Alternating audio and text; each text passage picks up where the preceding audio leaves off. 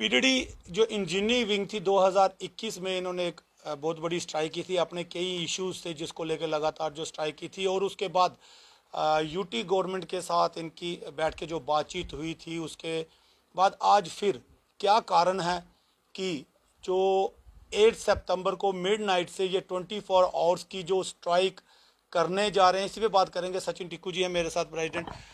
Sir, पूरा क्या issue है, क्या कारण हुए कि 2021 के बाद आज फिर आपको, और आज आपकी मीटिंग भी है सेक्रेटरीट में इसको लेके?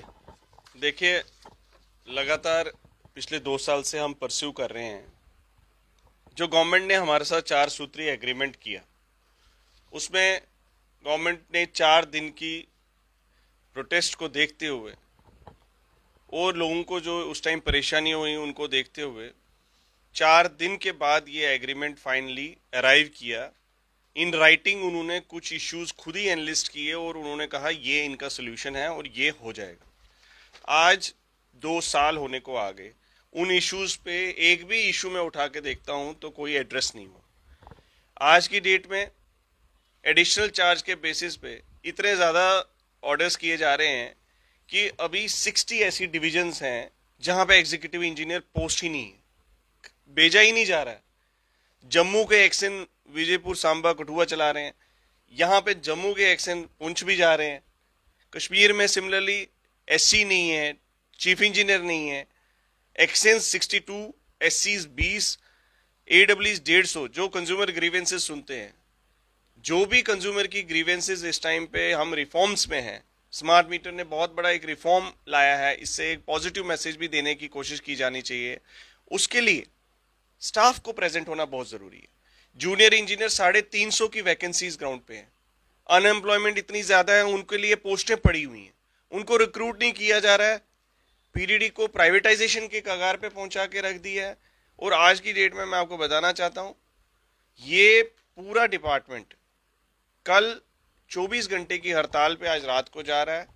और इसमें जूनियर इंजीनियर से लेकर चीफ इंजीनियर ने और उनसे डाउन द लाइन जो हमारे वर्कर्स हैं, सब ने प्रोटेस्ट लीव दी है। और उसके कंटेंट्स में यहाँ पे आपको रीड करके बताना चाहता हूँ। वो कंटेंट्स बड़े अलार्मिंग और बड़े ही भावुक कर देने वाले हैं।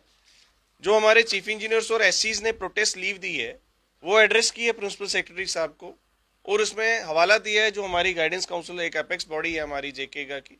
उसमें लिखा है, with due regards it is submitted that from quite a long time step motherly treatment is being meted out while disposing of the files of promotion and regularization by the worthy chief secretary of the J&K state and now union territory in his capacity as advisor to the honorable governor for the matters of power development department, despite the fact that hundreds of posts are manned on additional charge basis, overburdening the existing engineers with multiple charges located in different districts. इसलिए ये resolution pass किया गया है, decided for observing mass protest leave on 9/9/2023 against the inordinate delay in approval of promotion cases, non-filling of 100 of vacant positions, regularization, no recruitment of junior engineers, and non-fulfilling the commitments made in the agreement dated 21/12/2021. इसलिए I request you to sanction 1 day casual leave in my favor as a protest and express my solidarity with the call of mass casual leave by JK का। ये signed एक्सियंस ने, एससीज ने, सभी ने, एडब्ल्यूज ने, chief engineers ने, ये सब ने, ये हमारे पास 536 लोगों की लीव्स जो है यहाँ पे आ चुकी हैं, सिर्फ जम्मू प्रोविंस में मैं कह रहा हूँ। और इससे ज़्यादा लीव्स 600-700 लीव्स कश्मीर में भी आ चुकी हैं, और डिफरेंट कैडर्स की लीव अलग से आ चुकी हैं। तो कल ये एक मैसेज देने की कोशिश की जा रही है। चीफ सेक्रेटरी साहब से मैं ये कहना चाहता हूँ, ये डिपार्टमेंट भी आपका अपना डिपार्टमेंट है। इस डिपार्टमेंट के लोग जो 8 महीने से आपके पास फाइल हमारे डिपार्टमेंट के रिकमेंडेड प्रपोजल जा रहे हैं, उनमें ऐसा क्या हो जाता है कि 8 महीने तक कोई जवाब नहीं आता, और 8वें महीने में ऐसा जवाब आता है जो हमारी भावनाओं को आहत करता है। वो बोलते हैं पहले रेगुलराइजेशन करेंगे, उसके बाद। तो ये चीज वो एक, हम तो वेलकम करते अगर ये 8 महीने पहले वो बोलते और इतनी संजीदगी दिखाते, तो सभी लोग आज रेगुलराइज भी हो गए होते, जैसे पीडब्ल्यूडी में, पीएचई में, सभी डिपार्टमेंट्स में हो गए, आज रेगुलराइज भी हुए होते और पीडीडी का ये हाल ना होता। आज हमें रोड मैप ही नहीं पता है, ना इंजीनियर्स को पता है, ना किसी और के रिप्रेजेंटेटिव्स को पता है, ना किसी कैडर को पता है। इस एग्रीमेंट में डेली वेजर्स को लेके बहुत बड़ी बात लिखी गई थी कि जो SO 109 है उसके तहत हर एक डेली वेजर जो रिक्रूटेड था ऑलरेडी, जो काम कर रहा था, उसके लिए कानून बनाया गया। इस एजिटेशन के बाद रूल्स जो 381 के थे वो एक्सटेंड किए गए कॉरपोरेशन में भी, और कॉरपोरेशन के तहत एलजी साहब ने, मैं बार बार कहता हूं, एलजी साहब ने डेली वेजेस के रेगुलराइजेशन के रूल्स को अप्रूव किया in the power development department which has been unbundled into corporation. तो आज उन रूल्स के ऊपर भी सवालिया निशान, क्योंकि पीडीडी के पास क्यों ऐसा ऑप्शन दिया गया। और बाकी मैं भाई, पीडीडी में रोज आप देखते हैं पोल पे हमारा आदमी मर रहा है। ये कोई बॉर्डर पे लड़ाई कम करने से नहीं है, चाहे वो इंजीनियर है चाहे कोई भी है। जब वो घर से निकलता है बिजली के तारों के साथ उसका पाला पड़ता है, जिसमें 440 से लेकर 220 केवी तक पावर चलती है। तो आप समझ रहे हैं कि ये जो इश्यूज हैं, जब बिजली मुलाजिम सड़क पे उतरता है तो जोर का झटका भी लगता है। अब जो जोर का झटका आज 24 घंटे के लिए महसूस होना चाहिए वो पूरे जे.एंड.के में महसूस होगा, क्योंकि हमारी ये गुहार है कि हम पिछले 2 साल से चीफ सेक्रेटरी साहब से मिल चुके, प्रिंसिपल सेक्रेटरी साहब से मिल चुके। ऑनरेबल एलजी हमारे लिए अपॉइंटमेंट नहीं देते, उनके पास हमारी दरख्वास्त जाती है लेकिन वो हमसे नहीं मिलते। उनके एडमिनिस्ट्रेटिव काउंसिल ने डिसीजन लिया कि जो चीफ इंजीनियर्स हैं, एससीज हैं, एक्सएंस हैं, अपने अपने ग्रेड में रेगुलराइज किए जाएं। 2019 में, आज 4 साल हो गए। अभी मैं डिविजनल कमिश्नर साहब से मिला, उन्होंने मेरे को बुलाया था, हमारी पूरी टीम को, तो मैंने उनको यही बात बताई, तो उन्होंने भी इस चीज को संजीदगी से लिया। उन्होंने कहा नहीं ऐसा तो ठीक है, मैं इसको टेकअप करता हूं। तो ये बात हम ग्राउंड पे, मैं लोगों से यही दरख्वास्त करता हूं, देखिए कंज्यूमर ग्रीवियंसेस को एड्रेस करने के लिए ग्राउंड पे मैन पावर की जरूरत है। जो हमारे डिपार्टमेंट की सैंक्शन स्ट्रेंथ है उसके अगेंस्ट हर आदमी को हर अपनी जगह पे लगने की जरूरत है। आज वो चीज नहीं हो रही है, इसीलिए हम आपके लिए ही ये बात कर रहे हैं। ये जो हम प्रमोशंस ले रहे हैं, बोल रहे हैं, वैकेंट पोजीशंस को फिल करने की बात कर रहे हैं, इससे कोई एडिशनल बर्डन नहीं आने वाला। ये ओन पे एंड ग्रेड में लोगों को, अभी जो चीफ इंजीनियर है वो एई की सैलरी ले रहे हैं, वो एक अलग मैटर अभी तक रिजॉल्व नहीं हुआ पिछले 4 साल से। लेकिन अब इन्होंने एक इंसान को 20 साल हो गए एक ही पोस्ट पे, उसको नेक्स्ट प्रमोशन के लिए वो ड्यू है, उसको रिटायर करवा रहे हैं वहीं पे।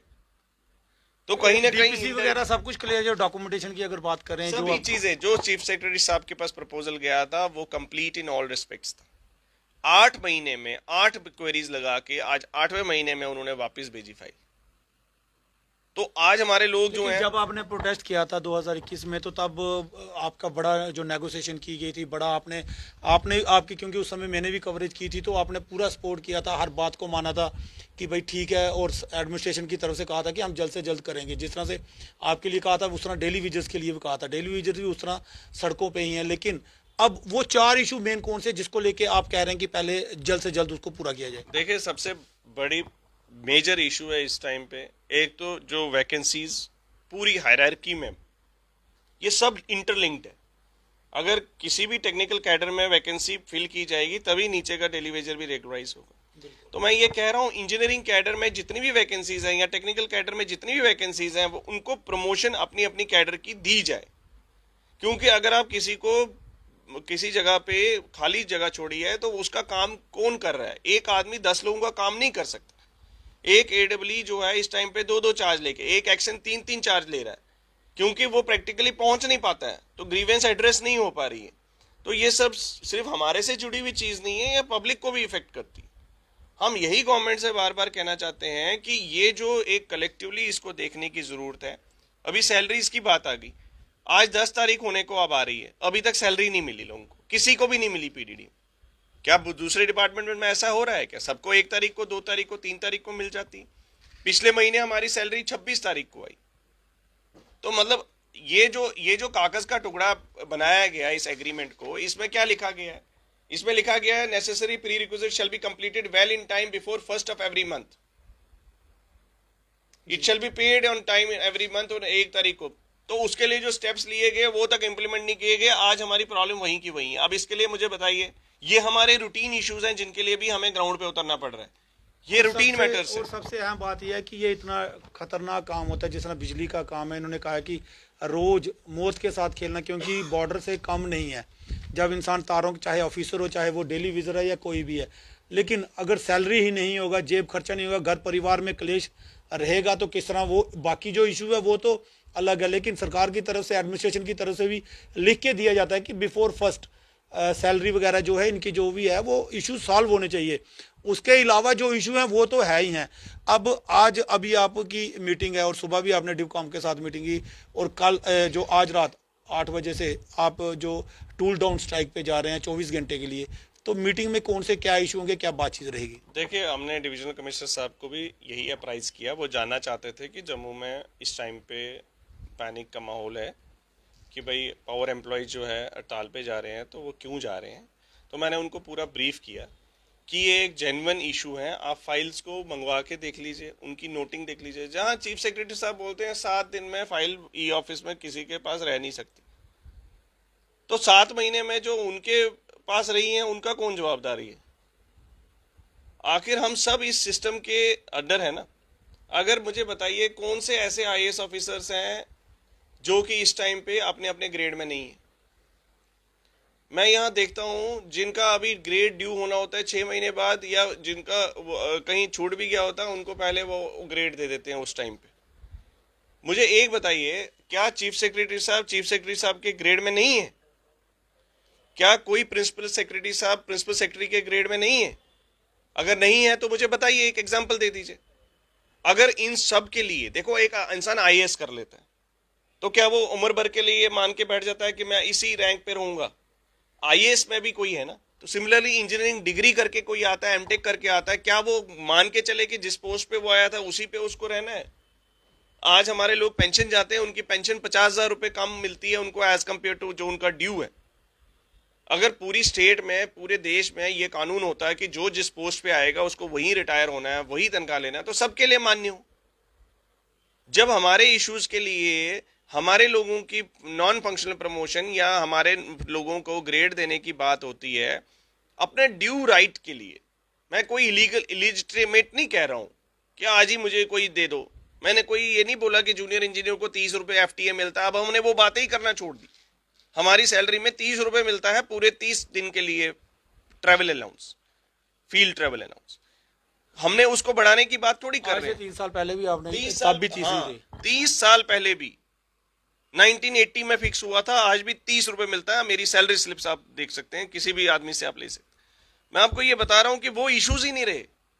वो इश्यूज के लिए हम पब्लिक को परेशान क्यों करते? लेकिन आज हमारे साथ एक ऐसी हैरेसमेंट और विक्टिमाइजेशन का कसूरवार हम आज फील कर रहे हैं कि आज चीफ इंजीनियर्स ने यहां लीव्स दी हैं, प्रोटेस्ट लीव अगेंस्ट द जो हमारे साथ डिस्क्रिमिनेशन की जा रही है एट द हाईएस्ट लेवल। उस डिस्क्रिमिनेशन को किसी भी हद तक जब मुलाजिम काम करता है, अपनी वर्क प्लेस पे बैठता है, वो एक डिमोरलाइज्ड इंसान अभी बैठा है। सचिन सर, मतलब प्रमोशन दे दी जाती है लेकिन जो आपका स्टेटस रखा हुआ है वो उसी चीज पे रखा हुआ है। एक तो मैं कह रहा हूं अब तो 10 महीने से कोई प्रमोशन भी बंद कर दिए इन्होंने। लोगों को रिटायर करवा रहे हैं लोअर पोस्ट पे। जो प्रमोट पुराने किए हैं ना इतने साल से, उनको भी अपनी अपनी पोजीशंस, उनका एक अलग रेगुलराइजेशन का इशू है, वो अभी तक सॉर्ट आउट नहीं किया। मतलब हालांकि वो एडमिनिस्ट्रेटिव काउंसिल ने डिसीजन करके बोला था 2 महीने में इसको खत्म करो। अच्छा, जब अगर आप आज रात से जिस तरह से आप मिडनाइट से जा रहे हैं, तो अगर जल्द से मसला नहीं सुलझा तो आगे की क्या रणनीति रहेगी? बिल्कुल, कल हमारा पीसफुल शांतिपूर्ण धरना रहेगा। कौन कौन सी जगह पे? सारी एक ही जगह पे जम्मू में, ये हमारा ग्लैडनी जो ग्रिड स्टेशन है वहां चीफ इंजीनियर कॉम्प्लेक्स में हमारा ये धरना रहेगा 24 घंटे के लिए। और सभी यूनियनें इसमें शामिल होंगी। जो जम्मू, उधमपुर, कठुआ के लोग हैं, रियासी के, वो जम्मू में ही आएंगे। जो डोडा, किश्तवाड़, पुंछ के लोग हैं, रजौरी के लोग हैं, वो अपने डिस्ट्रिक्ट हेडक्वार्टर्स पे करेंगे। जी शुक्रिया सचिन सर। और जिस तरह से आपने देखा कि कितने इश्यूज हैं पीडीडी के इंजीनियरिंग विंग के, क्योंकि लगातार पिछले कई वर्षों से एक ही डीपीसी, जिस तरह से हम कह सकते हैं कि डीपीसी वहीं पे रोकी हुई है। इनकी कोई, अगर इनको प्रमोशन दे जा रहे हैं लेकिन सैलरी भी वही है, स्टेटस भी वही है, तो कई ऐसे इशू है जिसको लेके। और सबसे अहम बात, जिस तरह डेली विजर, अगर ये आगे बढ़ेंगे तो डेली विजर भी साथ में, और 12,000 डेली विजर्स को पक्का करने की बात की गई थी। जिस तरह से वो भी लगातार प्रदर्शन करते आ रहे हैं, लेकिन उनके इशू जो हैं, मसले जो हैं, वो जस के तस हैं। वहीं एडमिनिस्ट्रेशन से यही गुहार लगा रहे हैं कि कृपया इन इश्यूज पे जरूर बात कीजिए, क्योंकि डेली विजिट भी हो सकता है कि 3-4 दिन के बाद, सर डेली विजिट भी 3-4 दिन के बाद, जिस तरह से मेरा इंटरव्यू मैंने किया था कि उनका कहना है कि हम भी प्रोटेस्ट पे जा सकते हैं। तो आपकी किस तरह की सपोर्ट रहेगी उनको, क्योंकि उन्होंने खुले में आपकी सपोर्ट देने की बात कही है? देखिए, जो तमाम इश्यूज हमने एनालिस्ट किए हैं, आज भी डिविजनल कमिश्नर साहब के साथ डेली वेजर के भी रिप्रेजेंटेटिव गए थे। जी तो ऐसी बात नहीं है, जब भी हम कोई प्रोग्राम कर रहे हैं तो इसमें उनके इश्यूज भी हाईलाइटेड है। तो मैं उनसे यही कहूंगा कि आप इसको पुरजोर समर्थन दें। समर्थन ही नहीं, ये हमारे पीडीडी डिपार्टमेंट को एकजुट होके ही चलना पड़ेगा। इसमें दो राय कोई नहीं है, ना मेरे मन में कोई शंका है, ना मैं यहाँ पे कोई सियासत करना चाहता हूँ, ना मैं किसी और को करने दूंगा। इसलिए मैं उनसे भी यही कहता हूँ कि आप आइए प्लेटफॉर्म पे, उनके सभी अपने बात कीजिए। हमारा एग्रीमेंट 4 सूत्रीय एग्रीमेंट है, अगर उसमें कोई पॉइंट मिस है आप बताइए। नहीं, आपने बताया कि 4 सूत्रीय एग्रीमेंट है, उसमें डेली वेजेस की बात की गई है। जी शुक्रिया। शुक्रिया। और कमेंट राय जरूर रखिएगा, ज़्यादा ज़्यादा शेयर और सब्सक्राइब कीजिएगा। शुक्रिया।